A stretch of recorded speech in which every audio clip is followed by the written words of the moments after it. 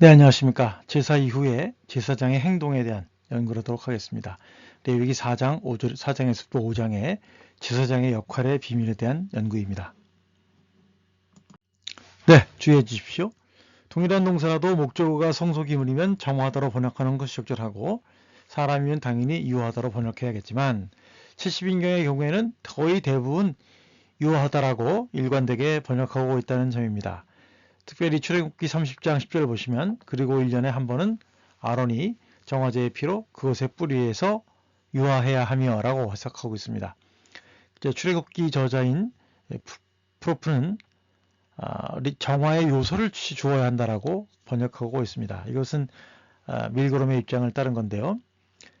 이처럼 논란의 여지가 있는 부분이 있습니다. 그걸 중심으로 해서 한번 살펴보도록 하겠습니다. 네, 오늘의 논의는 J. 스클라, Sin, Impurity, Sacrifice, Atonement, The Priestly Conception을 중심으로 살펴보겠습니다. J. 스클라에 따르면 키페르 플러스 R 플러스 물체의 경우에는 정화하다, 씻다로 키페르 플러스 R 플러스 사람의 경우에는 죄를 씻다, 그렇게 해석을 합니다. 물론 이것도 이제 전통적인 해석은 아니고요. 최근의 해석이긴 한데 이것도 좀 고려해 볼 여지가 있어서 제가 오늘 콘텐츠를 다시 만들게 되었습니다. 문제는 고대 근동과 아시아 등의 지역에서 신을 상징하는 우상을 씻는 행위는 주로 물과 같은 액체를 사용하는데 구약에서는 일부 구절들을 제외하고는 무엇으로 씻는지 명확하게 말하고 있지 않습니다. 물론 이제 제물 자체 혹은 제물의 피로 씻는 것으로 이해할 수가 있겠죠. 문제는 일반적으로 제사에서 정화제가 사용되는데 무슨 일을 하느냐고 물을 때 일상적인 반복적인 씻는 행위일 뿐 특정한 죄나 누적된 죄를 씻는 행위는 아니라고 말하고 싶습니다.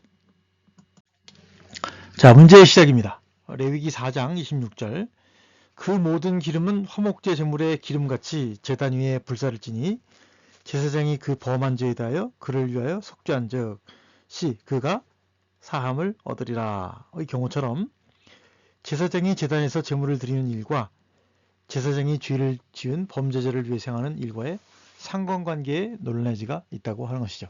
다시 말하면 전통적으로는 A의 행동이 B의 행동과 같다. 혹은 동일한 행동에 대한 다른 표현이다.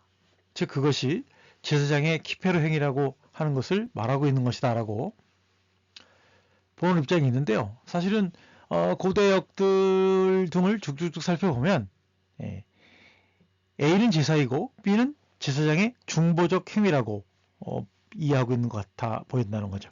다시 말하면 별도 행동으로도 여길 수 있다고 하는 것입니다. 그리고 B의 행동이 C의 행동의 요인이다. 그렇죠? 어떤 제사장의 어떤 중보적 행위가 하나님의 용서를 받는 요인이다. 라든지 뭐 정확하게 말하면 A와 B가 C 행동의 요인이라고 말할 수가 있겠죠. 자, 구매가 후원입니다. 많은 구매를 부탁드립니다. 하나는 피와 고기의 신학이고요. 플랜터스에서 나왔고 하나는 기독교 역사 속 술 개정판입니다. 그 다음에 사무엘서 열왕기 내러티브 읽기도 있습니다. 많은 구매 부탁드립니다. 네, 여러분들의 정기적인 강의 후원의 손길을 찾습니다. 콘텐츠 제작에 재정적인 후원이 많이 필요합니다. 여러분들이 마음이 생기시면 후원하실 한 달 일구자는 5만원이고 매달 20명의 강의 후원자를 찾습니다. 감사합니다. 계좌는 성기문 국민은행 218 21 0840 964입니다. 감사합니다. 자, 이제 레위기 4장에 등장하는 키페르 본문들을 살펴보겠습니다. 총 4개가 나오죠. 제사장이 그것들 위하여 속죄한 즉 제사장이 그의 죄로부터 그를 위하여 속죄한 즉 제사장이 그가 범한 죄에 대하여 그를 위하여 속죄한 즉 제사장이 그가 범한 그의 죄에 대하여 그를 위하여 속죄한 즉 네, 첫 번째 구절입니다. 그 제사장이 것을 위하여 속죄한 즉 20절입니다.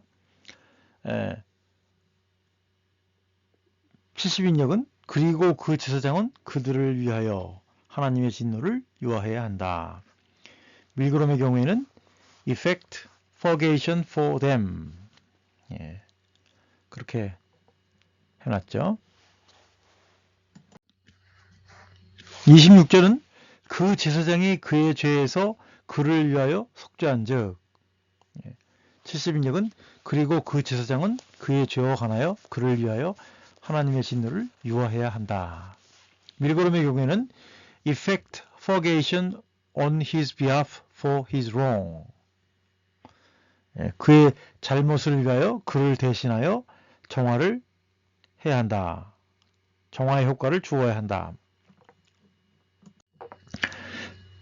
31절 그 제사장이 그것을 위하여 속죄한 즉 70인역은 그리고 그 제사장이 그를 위하여 하나님의 진노를 유하해야 하며 밀그롬의 경우에는 shall effect purgation on his behalf 그를 대신하여 정화를 수행해야 하고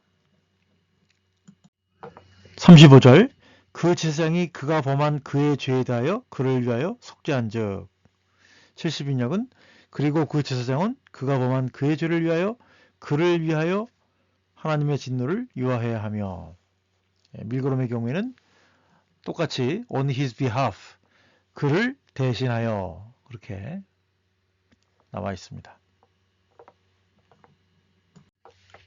레위기 5장입니다. 제사장은 그의 허물을 위하여 속죄할지니라. 제사장이 그의 잘못을 위하여 속죄한 즉 제사장이 그가 이 중에서 하나를 범하여 얻은 허물을 위하여 속죄한 즉 이거는 이제 정화제물 규례에 나와 있는 표현이 이제 5장에 나와 있는 것을 살피는 것입니다.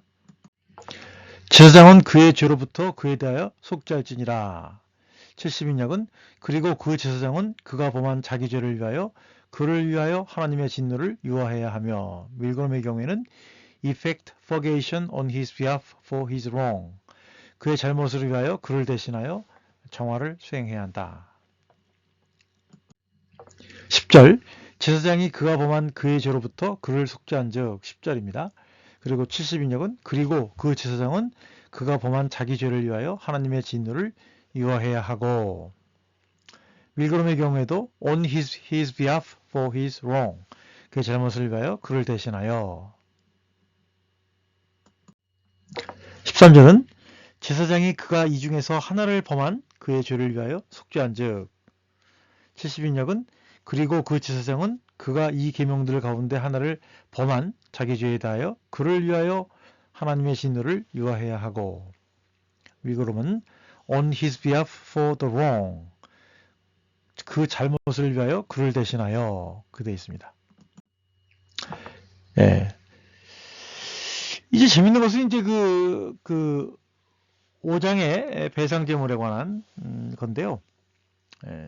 이거에 대해서 이제 밀그롬은 속죄제의 경우에는 정화를 수행해야 된다 라고 얘기를 하고 있지만 배상제의 경우에는 다르게 얘기를 하고 있습니다. 한번 살펴보시죠. 첫 번째 구절은 제사장은 그 속건제의 순양으로 그를 위하여 속죄한 즉 두 번째는 제사장은 그가 부지 중에 범한 허물을 위하여 속죄한 즉 세 번째는 제사장은 야훼 앞에서 그를 위하여 속죄한 즉 그렇게 동일하게 사용을 하고 있지만 제가 앞서 말씀드린 것처럼 밀그롬은 4장과 5장에 나와 있는 정화제물의 번역과 5장에 나와 있는 배상제물의 번역을 달리하고 있습니다. 그 위에를 이제 보시죠. 70인역은 그리고 그 제사장은 배상의 순양으로 그를 위하여 하나님의 진노를 유하해야 하고 그런데 이제 밀그롬은 여기서 이제 다르게 해석을 하고 있어요. 어떻게 해석을 하고 있냐면 effect expiation on his behalf with the ram 순양으로 그를 대신하여 죄를 없애는 역할을 한다. 그래서 예카페르를 죄를 제거한다. 그렇게 여기서는 해석을 합니다.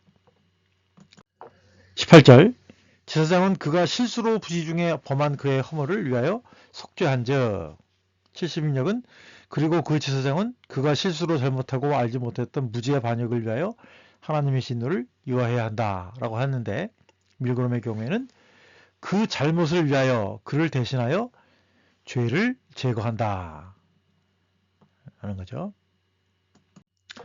자, 26절 그 제사장은 야훼 앞에서 그를 위하여 속죄한즉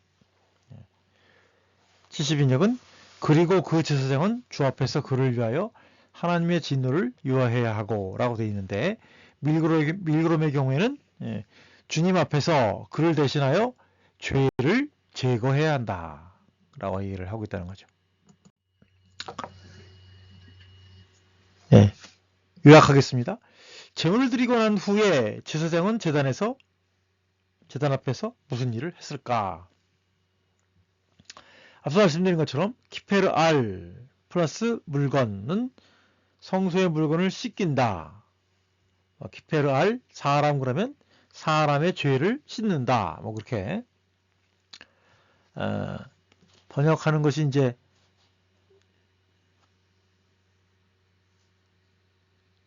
일반적인 해석이었는데 이거를 또 세부적으로 보다 보면 밀그롬은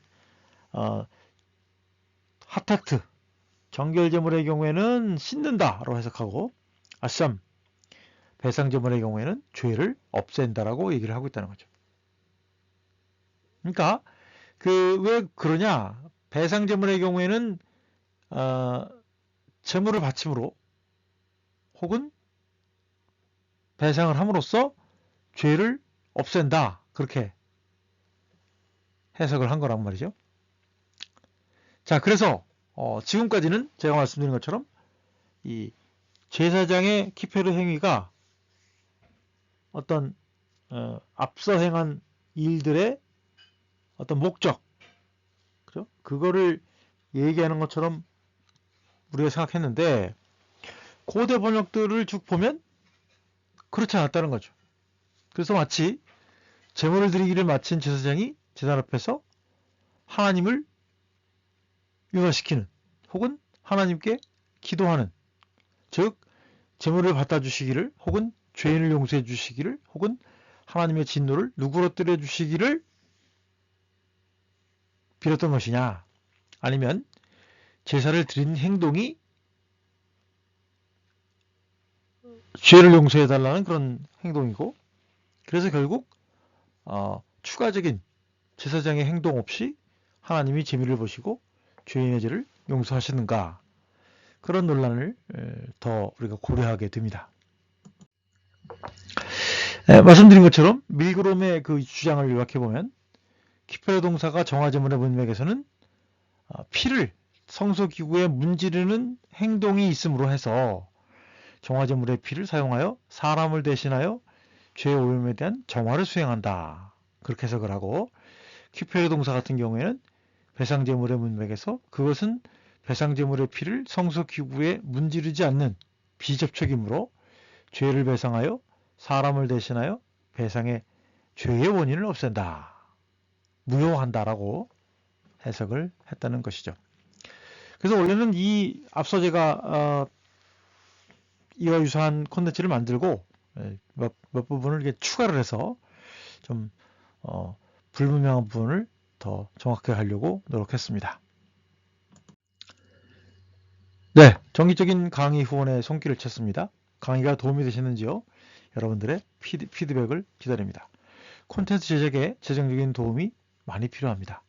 후원하실 한 달 한 1계좌는 5만원이고 매달 20명 정도의 강의 후원자를 찾습니다. 감사합니다. 계좌는 선김은 국민은행 218-21-0840-964입니다. 감사합니다.